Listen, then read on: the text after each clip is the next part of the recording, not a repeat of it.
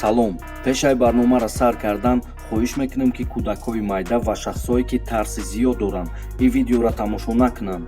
раҳмат барои фаҳмиш.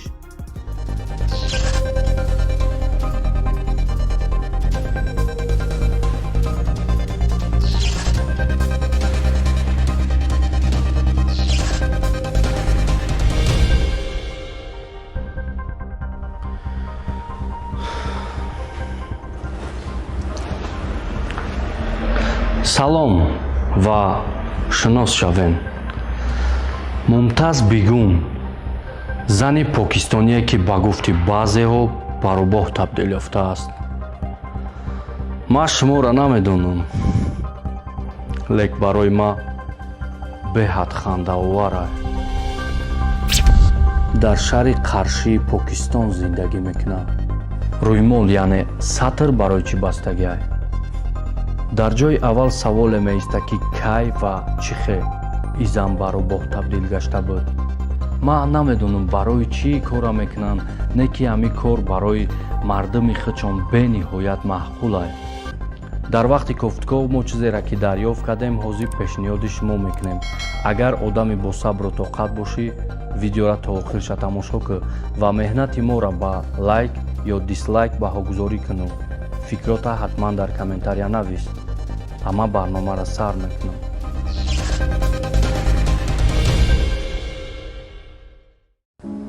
мумтаз Бегум зани баробоҳ табдил гашта дар шаҳри Қаршии Покистон зиндагӣ мекунад. имрӯзҳо бисёр одамо ӯро хабаргирӣ мераванду зиёрат мекунанд. бисёриҳо дар пеши ӯ рафта дард ва рози дилшона мегӯянд. баъзеҳо аз ӯ маслиҳат мепурсанд, баъзеҳо кушоиши кор талаб мекунанд, баъзеҳо аз экзамину фаъолияти ояндаи коришон хабардор мехоҳанд шаванд.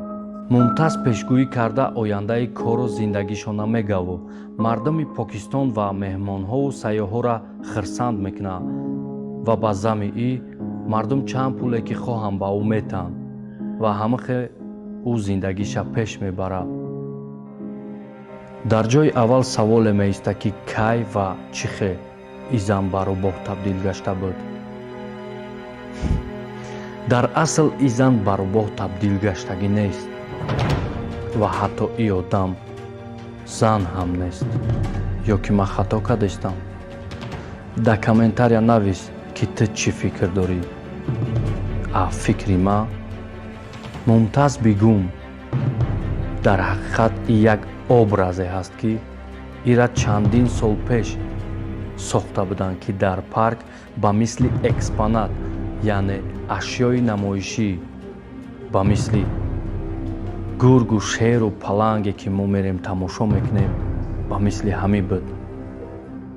айни замон роли рӯбоҳзана марде бо номи Мурод Алӣ бозӣ мекунад. тақрибан 19 сол пеш ин образа падари Мурод Алӣ бозӣ мекард. аслан кори ин мард фолбинӣ, пешгӯӣ ва ҷодугарӣ аст. Люди, которые приходят сюда, уходят потом счастливыми. А если они счастливы, то я тоже счастлив. Между нами есть своеобразная связь. Жизнь очень коротка. Нужно ее прожить, даря людям улыбки. Да что ты, черт побери, такое несешь? Я видел ее, когда был маленьким, 40 или 45 лет назад. Мумтаз Махал приехала с цирком. Сегодня я пришел сюда со своими внуками. Мне очень понравилось. Представление стало лучше. Мне понравилось больше, чем тогда. Дядя Петя, ты дурак? Чувствую себя очень хорошо. Я с ней хорошо поговорил. медонем ки ин образ чӣ хел сохта шудагӣ аст. агар хушлу аҳамият битен хитон ҳамаша мефаҳмем. ба ҳар ҳол мо шуморо дар фотошоп нишон медиҳем.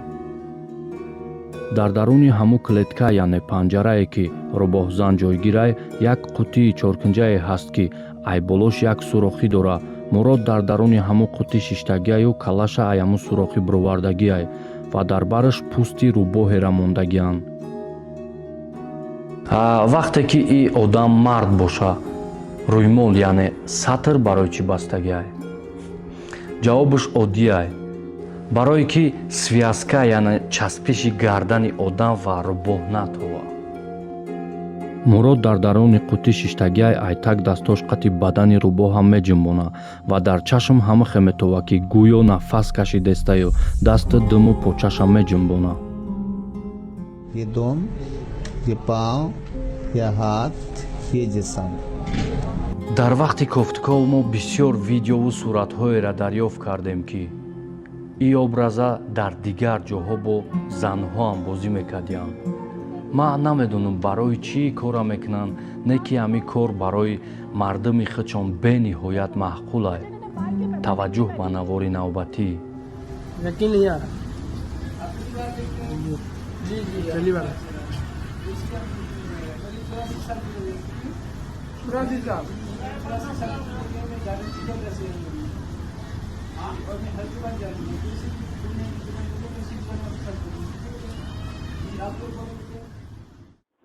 Kung kawin ito ano to, tiang to. Tiang bang kawin? Ya, kung kawin eh. Mulai ka sudah mulai ditangkap sudah. Mengenai kelap ni ko. Oh, do kemudian pasoleh nabi ano. Ko naik ada kap ko naik. Gumingau dulu mut pasoleh au. Itu wanya au.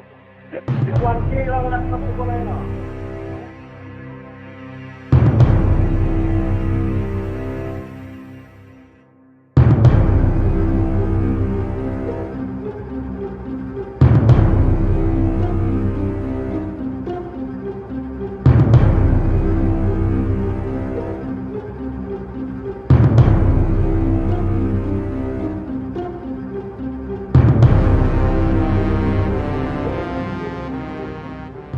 хулоса шумо худтон фаҳмидем ки рӯбоҳзан ин як образе аст ки мурод али ба ҳаминро пул кор мекунад ва мурод ба ғайри худаш бо ду ёрдамчии дигае дорад ки пули коркардагишон барои худаш ва ҳамин ду ёрдамчиш хушрӯ мерасад.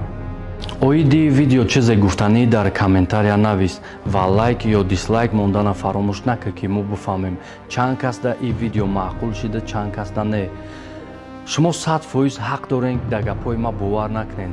именно барои ҳамин ман мисли ҳарвақта ҳамаи силкаҳоро дар поёни видео мондагиам худтон дироена ҳақиқатша биненед, ҳақиқатда бовар кунед. раҳмат барое ки видеоро то охирша тамошо кардед. шараф ва барори кор. зане ба муж табдил ёфтааст. патритсия пиччинини зода ва истиқоматкунандаи Австралия. Не, ин духтарак нест. баръакс, мо ба ягон факти далел бовар мекардем. баъди дидани ҳамин суратҳо шумо худтон ҳамаша мефаҳмед. 10 августи соли 2005 шахсои номаълуме бисёр ҳам як гапҳои дурӯғ бофта ҳамин суратро дар интернет паҳн карданд. тӯли 13 ё 14 сол мову шумо ба ҳамин дурӯғ бовар мекардем. биёен имрӯз ҳамаша аниқ мекунем. дар ҳақиқат ин духтарак кияй ва дар ин сурат чира мо ба ҷо кардагиам. бародаро, баъди тамошо кардани ин видео меҳнати моро ба лайк ё дислайк баҳогузорӣ кунед. комментарияда фикротона нависед ва подписатсия кардана фаромӯш накунед.